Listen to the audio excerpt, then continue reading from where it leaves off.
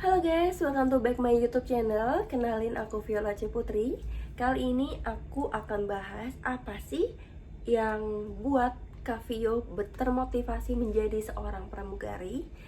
Nah, sekarang aku pengen cerita. Jadi flashback nih. Jadi sebenarnya cita-cita pramugari itu udah ada di pikiran aku semenjak aku TK.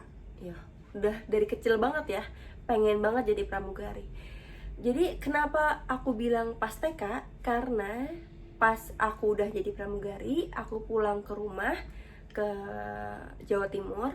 Nah, si guru TK aku ini ternyata dekat sama umi aku. Umi aku itu artinya mama aku. Dekat sama umi aku dan dia lagi main ke rumah. Nah, terus tiba-tiba si ibu guru tersebut bilang ke aku, "Oh ini ya, pramugari kecil yang dulu ditanyain pengen jadi apa?" Bilangnya jadi pramugari. Sekarang udah jadi pramugari beneran. Terus aku tanya, "Emang iya bu, dulu Celi ditanyain kalau misalnya mau jadi apa, bilangnya mau jadi pramugari." Terus iya, dulu kalau ditanyain selalu mau jadi apa Celi, mau jadi pramugari.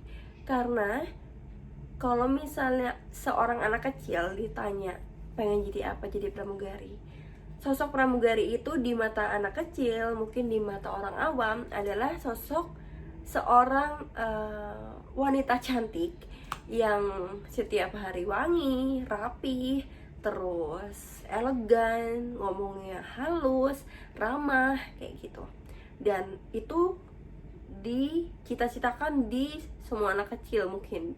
Karena waktu ke bandara ngelihat pramugari yang benar-benar elegan, yang benar-benar anggun, yang benar-benar cantik, dan itu membuat motivasi seorang anak kecil, gadis kecil ingin menjadi seorang pramugari. Nah, terus pas akunya udah beranjak dewasa dan untuk menentukan aku mau kemana atau aku mau kuliah di mana, itu waktu kelas 3 SMA benar-benar hati aku tuh bingung banget. Aku pengen menjadi pramugari, tapi banyak orang yang bilang pramugari itu susah banget masuknya. Pramugari itu harus perfect, nggak ada kurangnya, harus sempurna. Nah, itu yang buat aku jadi down karena aku manusia yang banyak kurangnya gitu. Aku merasa diri aku nggak sesempurna orang, dan aku merasa kemampuan aku untuk menjadi seorang pramugari mungkin kurang, yaitu yang dinamakan insecure. Nah, terus dari pihak keluarga aku, dari lingkungan keluarga aku pun juga buat down aku dengan contoh, ada yang pernah bilang, saudara aku ada yang pernah bilang, karena aku bermasalah di mata, karena aku ada silinder, jadi mereka bilang, mana bisa pramugari matanya cacat, kayak gitu. Jadi pas aku dengerin dengerin perkataan itu, aku langsung insecure. Jujur aku insecure. Oh iya, aku ada kurangnya, mata aku silinder gitu, aku gak akan pernah bisa jadi pramugari. Terus ada saudara aku, ini beda orang, bilang pramugari itu susah untuk daftarnya, hanya orang tertentu yang bisa masuk menjadi pramugari. Terus 1001 orang bisa masuk menjadi pramugari, pendaftarannya ketat gitu. Karena pramugari harus mulus.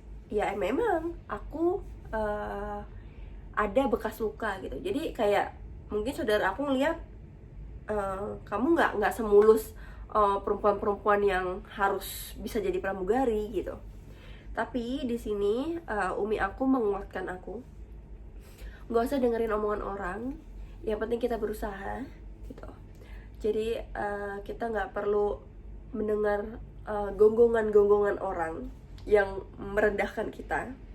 Intinya kita memperbaiki diri, apa yang merasa kurang ya kita perbaiki. Jadi contoh kalau misalnya aku silinder atau aku minus, jadi aku selalu minum wortel gitu, apa namanya, blenderan wortel. Terus aku berusaha buat laser, ngilangin luka aku gitu. Terus aku udah semangat kayak gitu.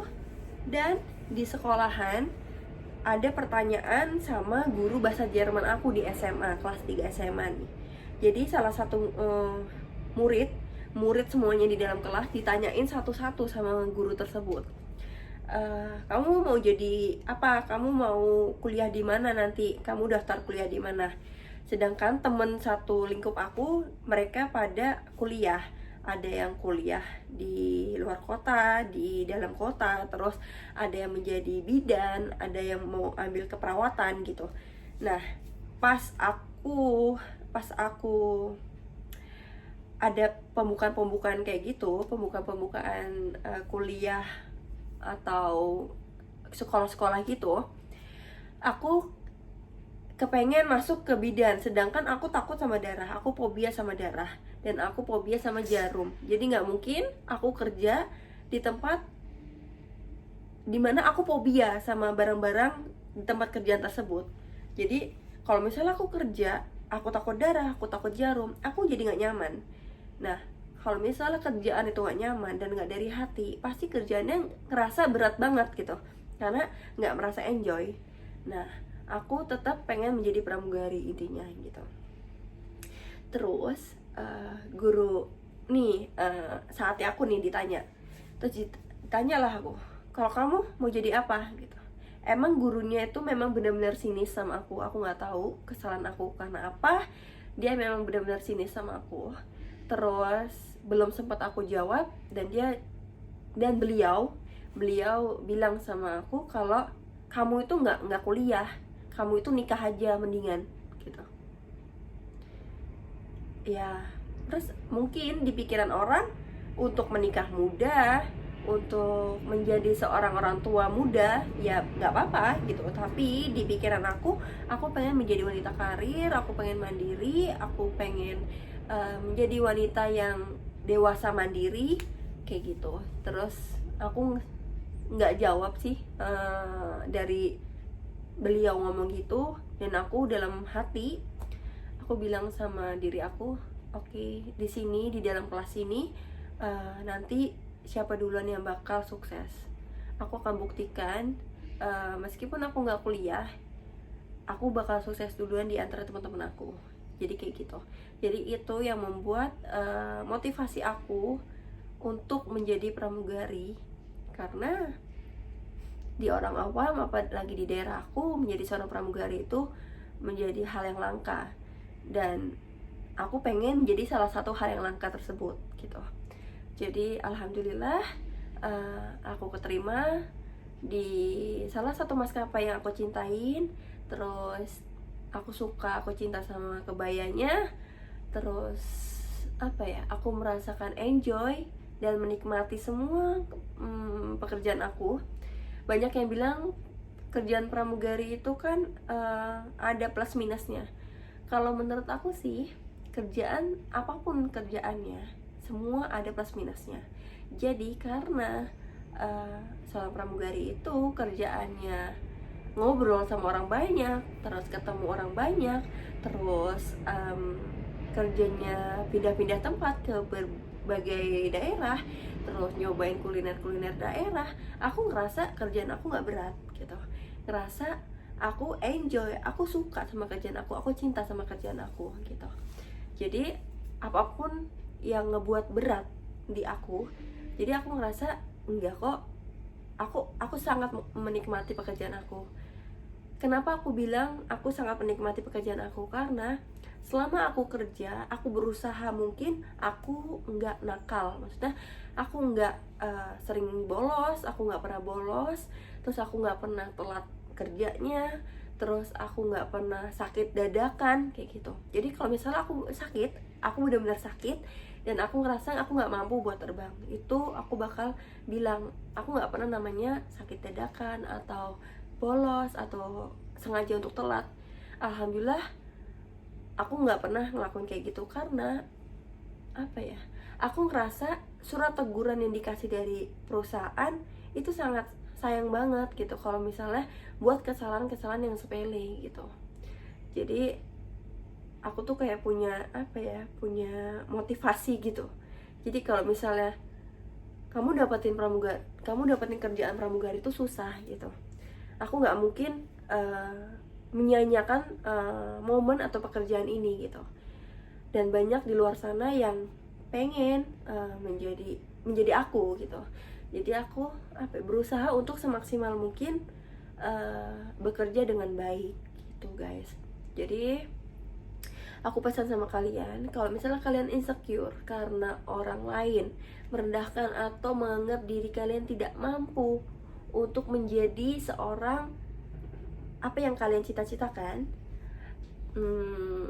pesan aku tutup kuping aja, gak usah didengerin, gak usah diambil hati, anggap angin lewat aja, cuman cukup senyum aja, gak perlu marah sama orang-orang tersebut. Kalian cuman kasih bukti nih, kasih pencapaian kalian kalau kalian berhasil menjadi seorang yang kalian cita-citakan. Dan orang lain tersebut yang meremehkan kalian pasti diam, pasti dia akan malu, pasti dia akan merasa bersalah karena pernah meremehkan kalian gitu. Jadi aku sering banget bilang sama teman-teman aku di sosial media, di Instagram, please jangan insecure, jangan rendah diri, kalian harus memperbaiki diri. Kalau kalian merasa kurang apa nih, bahasa Inggrisnya atau pengetahuan tentang penerbangannya kurang, kalian gali banyak info atau banyak les-lesan di luar sana yang buat kalian jadi lebih ke improve bahasa Inggrisnya mungkin, atau ilmu-ilmunya tentang dunia penerbangan. Atau kalau kalian memang kurang punya materi untuk les-les tersebut, kalian nggak perlu berkecil hati karena di YouTube banyak banget belajar kayak gitu. Jadi gunakan sosial media dengan baik, cari informasi, cari orang atau pramugara yang bisa sharing ke kalian gitu, karena mereka sudah berpengalaman. Jadi cari info ke mereka. Jadi jangan kalian kira pramugari atau pramugara semuanya sombong. Enggak, ada beberapa pramugari atau pramugara yang mau kok nge-share pengalaman mereka atau mau kok berbagi ilmu sama kalian. Jadi buat kalian tetap semangat, tetap belajar, tetap improve diri kalian menjadi baik agar cita-cita kalian yang kalian harapkan, yang kalian cita-citakan, buat orang tua kalian bangga, buat orang-orang yang meremehkan kalian menjadi diam dan malu, kalian harus tetap semangat. Jangan patah semangat, jangan rendah diri, jangan insecure. Intinya tutup kuping kalau orang lain ngejelekin kalian atau ngerendahin kalian. Oke? Makasih udah dengerin celotehannya Mbak Vio. Semoga bermanfaat. Jangan lupa like, komen, dan subscribe-nya. Oke? Dadah.